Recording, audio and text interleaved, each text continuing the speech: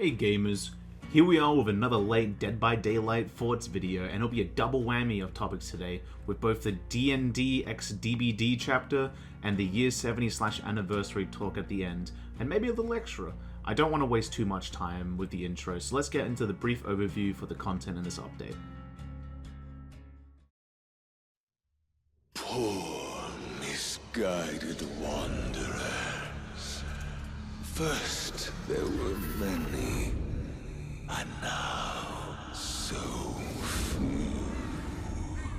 The shadows talk about one who lives in a tower, a being whose flesh fallen commands the dead, a being once human ascending to lichdom with the dreams of attaining godhood, the undying king who resists the entity with his power alone, a being who let itself be taken for the day he could rule, the lord of the rotten tower.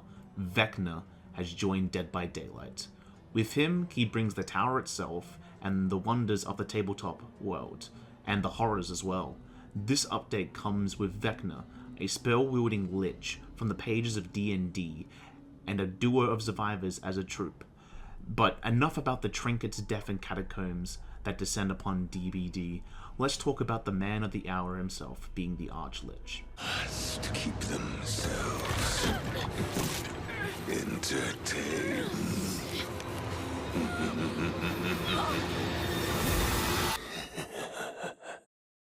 Vecna, to me, is a lot like Chucky. He looks super fun, but I personally can't connect to him.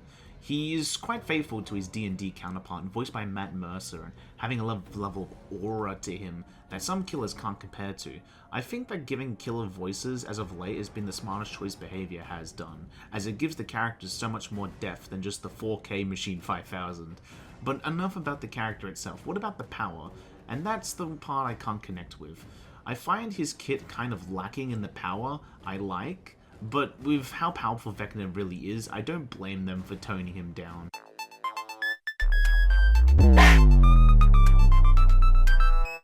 Each of Vecna's attacks are based off of D&D spells, as you rotate through them with a 30-second cooldown. Also, fair warning for both people who may not know, but Vecna can phase through you if he's picking a spell, making it harder to body block. But for the actual power, you've got Fly, Vecna's best tool for movement, and for cutting off people, of course. There's a 2.5 second cooldown after landing, but the ability to fly over your opponents and block possible loops like Wraith is useful. It can also go over windows and pallets, which has its uses, but in stronger loops you'll find the survivors more able to escape more than anything, but currently feels a tad janky, but that's just how it is with new killers. Mage Hand is an anti-loop tool that can either hold or bring pallets up. This is the one I find quite weak, all things considered, but shines in late game or on weaker pallet loops. On the average long loop, you won't get too much value unless you win the pallet mine game, but then again, with a certain mechanic survivors gain, you can still lose the loop due to RNG, which can be dispelled, but in my opinion, it's probably one of the most uninteresting parts of his toolkit. You either hold/lift the pallet and get the hit or not, and either continue the loop or wait another 30 seconds, or just leave the chase. Dispelling Sphere is a very nice tool for information, since not only does it lock out the survivor's magic items, it also tells you what magic item effects are, and the killer instinct for the time they are in the sphere. It's a very useful information perk, especially with how it also gives information about the magical attunements the survivor's magic items have, which is probably the most important part of his toolkit. And for the final tool, Flight of the Damned, which is honestly the weakest thing he has if your opponent is smart. It acts a lot like the Arthur's Crows, but have a way shorter range and can be easily dodged. Unless you're on a map with elevation, then it's insane, but I'm quite smooth brain when it comes to it, so I don't usually get value unless I get lucky, but that's just me having a skill issue. The most important thing in his kit is the fact that survivors obtain items to counter him. 6 chests spawn around the map and contain a gauntlet, or a boots, or a mimic, which does hurt them. But they will interact with one of Vecna's spells, especially being a soft counter. For example, let's say with the Mage Hand you activate it, and they have the item that corresponds to it. They can see your aura for 1.5 seconds, and not only that, but they gain plus 7% haste for 3 seconds, which doesn't sound like much, but the first 2 seconds of that boost, Vecna is slower than the normal survivor, making it quite useful in that situation. The Flight of the Damned shows the person the Skelly Boys, and the Sphere just straight up shows them the Sphere. With Fly, it just gives them a net 3 seconds of aura reading instead of the 1.5, but all of that doesn't sound bad compared to the big one. The Hand of Vecna and the Eye of Vecna are special items that are rare and also RNG based at a cost of a health state. Give you the following effects. The Hand gives you the ability to teleport when inside of a locker to another one that's at least 10 meters away, which is useful if the map isn't Curtis prone. But it will also give the killer instinct for 5 seconds upon teleporting. And the other is the Eye of Vecna. When doing a rushed action out of a locker, you become completely undetectable, except for movements of grass, granting you invisibility and a 25% haste boost for 12 seconds. And once it's done, killer instinct for 3 seconds.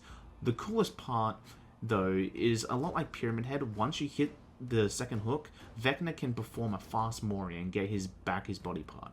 This doesn't change anything gameplay-wise, but it's a cool addition nonetheless. What I like to run on Vecna was a build like this. Although most of the perks work well with every killer, I find due to how much distance you can get fly, Friends to the End is probably one of your safest picks on Vecna, but honestly you can go with a lot of variety on him, like maybe run his perks, but how good are they? Vecna's perks are all have their own uses, and are decently strong. Of course, Dark Arrogance adds onto the Vault Speed builds that some M1 killers like to run, like Myers.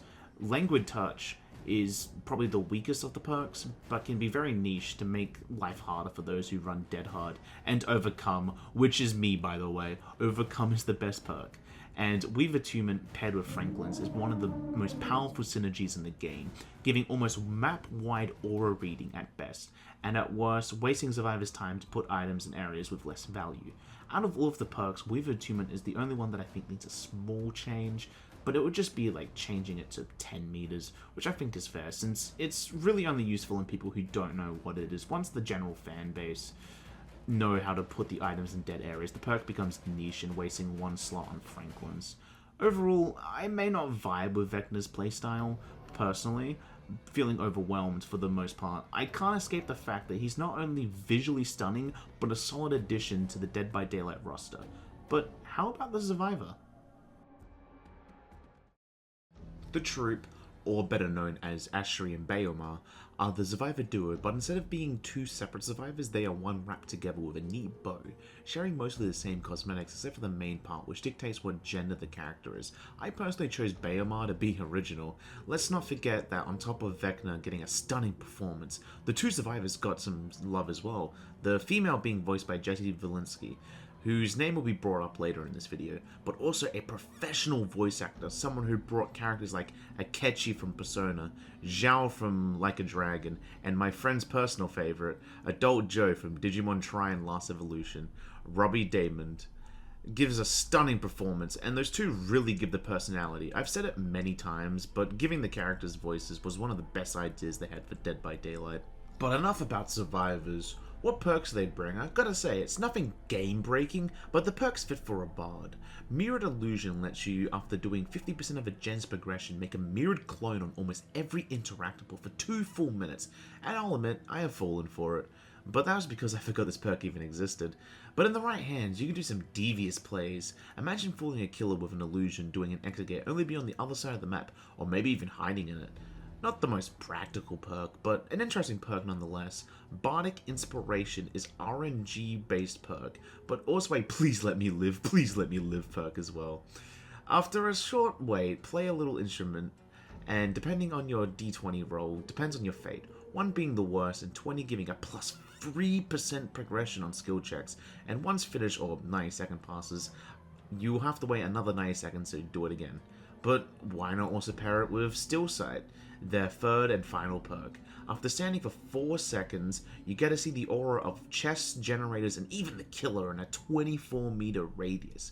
I would imagine this being super useful on Swifts, because 24 meters is a pretty large distance. But at the same time, you're losing a team member for this effect, but it's a price to pay for a pretty useful power. Overall, from their perks to their voices to the design, these survivors have everything going well for them, but I can't say the same for the map. I'm going to be honest, This map is definitely another RPD, in the sense of it being big and confusing for new players, but with new mechanics. But compared to RPD, I have massive gripes with this map in comparison. Just like RPD though, the map is visually stunning, especially with the Catacombs area, with neat Easter eggs like a whole ass beholder in a cage that can jump scare you. There's just so much to look and explore, but when it comes to the map's balance, it's quite shocking all things considered. Downstairs is a massive survivor's paradise, many strong loops of pallets and windows on top of the teleporters bring you into strong loops themselves, but it's almost the exact opposite on the surface. Although there's a shack and a few loops, it's quite barren, while being slightly open, which makes it super easy to hold gens, and since free are guaranteed, that's an easy free gen right there, which turns into match into either an endless slog for each team on the surface, or a complete wipe with the killer trying to handle top and bottom. Besides that, I can't really say much, as I find checking out the match that involves this map, and I don't want to pretend that I know the ways to fix it, because I personally just want the map to be remade from the ground up, but that's just my opinion. You may call it a skill issue, but I don't care. I'm very split when it comes to the changes with the most recent update. I think the overall nerf on the biggest gen regression / block perks is nice, but it doesn't change the fact that honestly, gens still fly by quite quickly, where killers find themselves needing that gen slowdown, but instead of looking more into the survivor perks, or just gens themselves and toolboxes, they nerf exclusively the killer perks. I don't see this going well, but the update only just came out about a month, so we'll just have to wait and see what comes.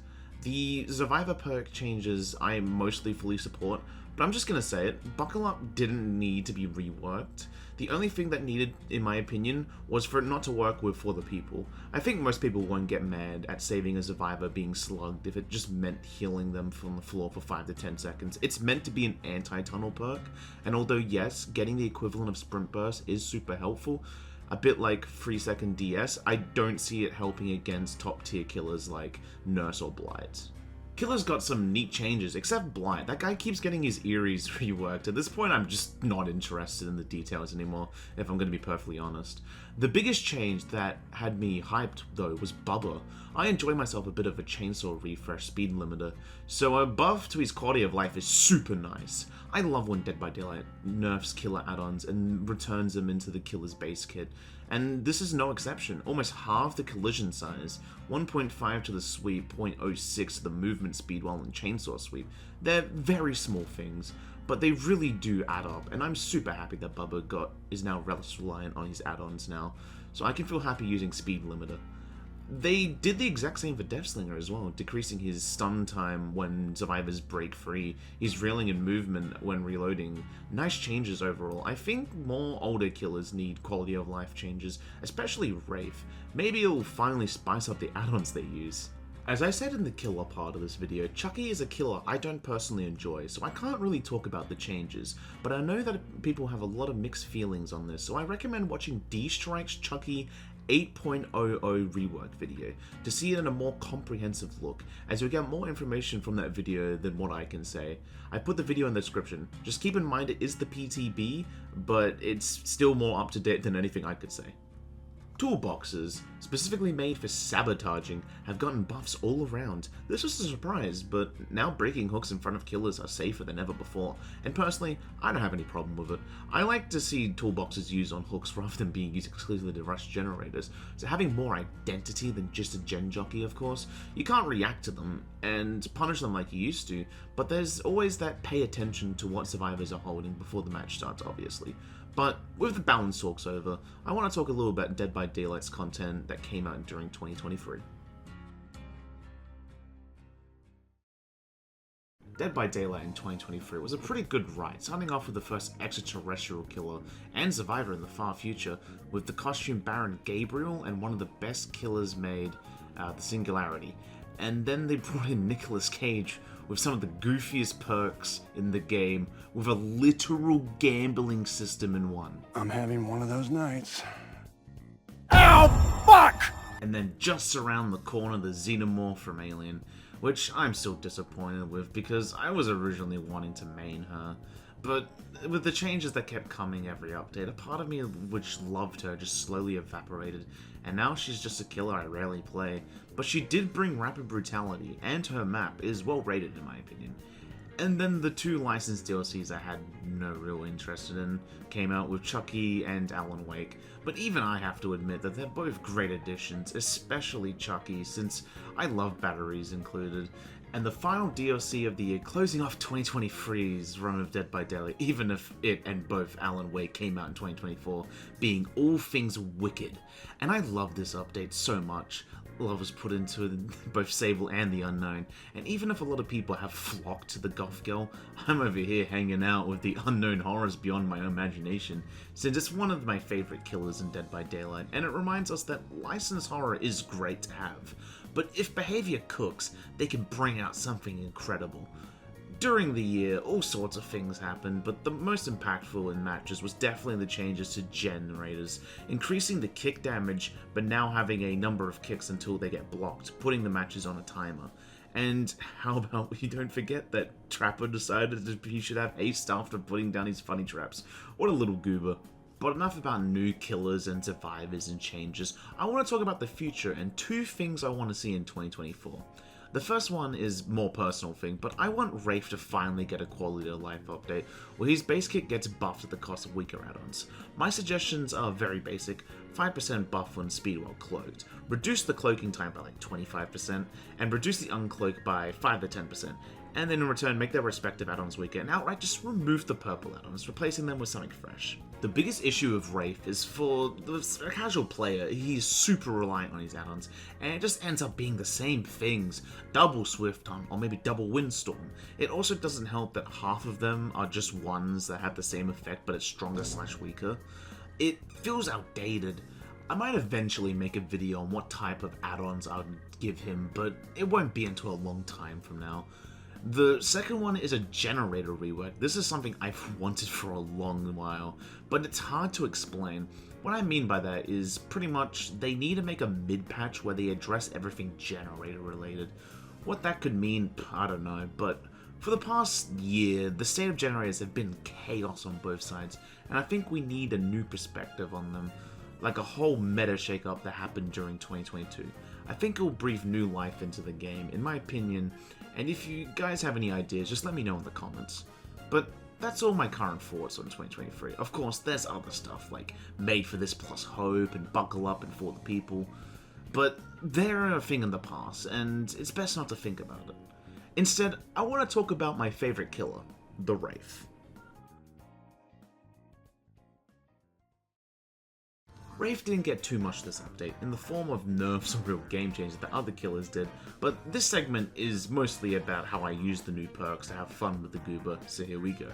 The first one is the easiest one, which is Languid Touch. Honestly, not too much value to be had in a perk like this. I think if you wanted to do an exhaustion-based build with Wraith, use something like Mindbreaker instead, especially since Wraith has an eerie add-on that lets you see gen progress when cloaked. So I decided to just double up on the exhaustion and do a little build of Languid Touch, Mindbreaker, Cruel Limits, and Merciless Storm, with Windstorm and All-Seeing.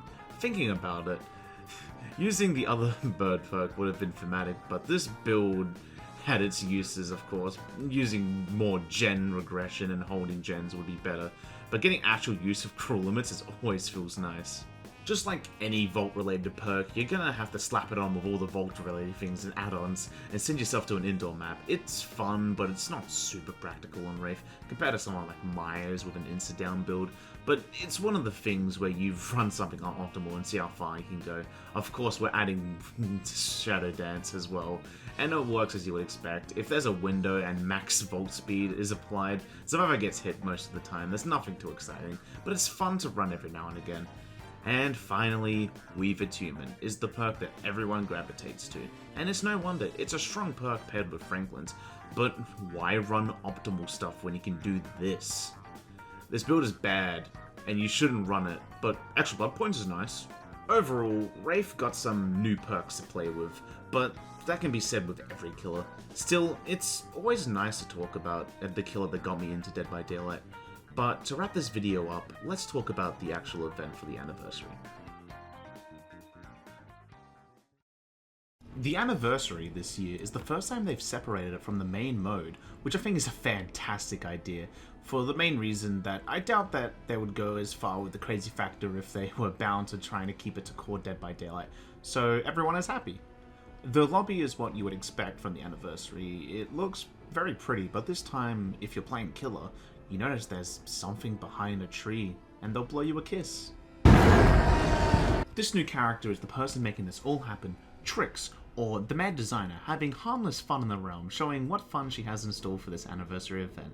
Jessie Valinsky also voices the Mad Designer, and she does a perfect job at doing a mixture of playful and a tad annoying, which is needed especially for the role that she plays in the event. But what is it? Well, just like last year's event, you collect invitations, and they work as tokens and you can use them for various effects. They got rid of the exposure one, thank God for that, but you get pallet break, endurance for stuns, and my personal favourite, hooking survivors via Wi-Fi, which is a little buggy, especially mid-stun. Post-editing me here, for some reason, the clip that I tried to play kept crashing my thing, so I just have to remove this entire section. I'm gonna have an entitled video linked in, like, wherever. If you want to see Nemesis stuck in endgame collapse, go right ahead, but yeah, I'm sorry, but it just doesn't want to work. And I'm kind of sick of trying to render this video. It's taking like 1 hour each, and I've been doing this for nearly 2 days. So yeah. Survivors also get the same as last year, the window blocks, party pallets, but this year they get a thing called Quiet Mode, which hides your blood and grunts for 5 to 10 seconds. I'm not sure what the exact time was, but with someone who lacks object permanency, I can admit that this power destroys me in matches. But that's not the biggest change. The real one is the types of tricks that Trix has up her sleeve. Every time 2 events happen in game, that being first hooks or gens completed, events will happen.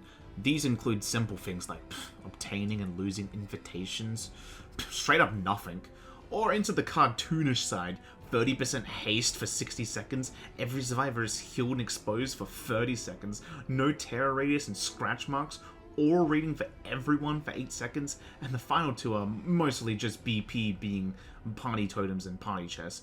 These go on rotation, and only 5 of the events can play, but it doesn't mean that 1 can't play again. I assume, however, it has to wait a turn before it happens again. Overall, for the first real Anniversary event that changes up the gameplay, I think they did a great job. Of course, some people might dislike how RNG it can feel sometimes, but I'm happy Behavior thought about it this year and made the base game playable and not forcing it onto people who might not want to play it 24/7. And with the addition of Trix to the Anniversary, who knows what heights next year's Anniversary will bring.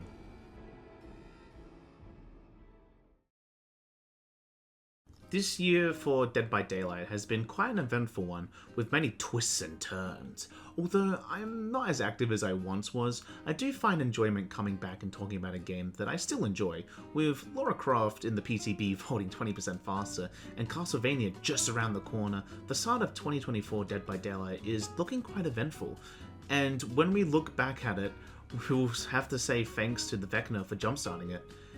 Thank you for watching today's video. This might be quite random for the people who are here for my daily Persona Diary videos, but I've been neglecting other stuff that I've been wanting to talk about, but don't worry, the daily uploads won't stop. Although, if I ever were to do it again with Royal or Reload, I might make it into a different channel. Anyways, with that tangent over, if you're interested in videos like this, or perhaps my passion project, don't be afraid to subscribe, and have a wonderful day.